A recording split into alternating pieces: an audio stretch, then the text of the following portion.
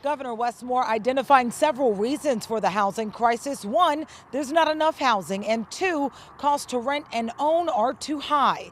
Today, he testified on 3 bills aimed at tackling those issues. The housing crisis remains one of the greatest threats to our state's success.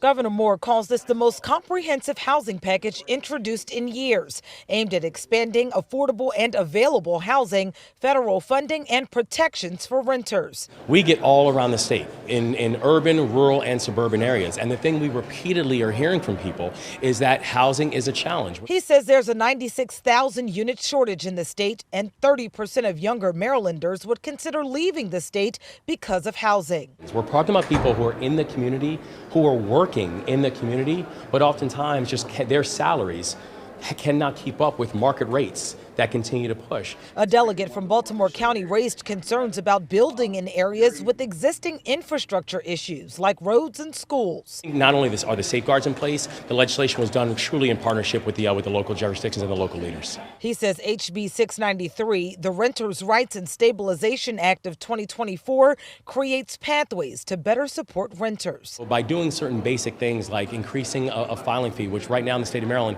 is the lowest inside of the entire country, of making sure that in extreme circumstances like extreme cold or natural disasters, that we're not evicting people from their homes in the middle of natural disasters. Baltimore County Executive Johnny Olszewski strongly supports the governor's plan. However, he asked for some amendments to HB 538. Really about avoiding the preemption of having the state of Maryland dictating to local governments what has to happen within that development process. The next steps, if the bills pass in the House, they'll head to the Senate for another vote. And if they pass both committees, then they'll head to the floor for a final vote.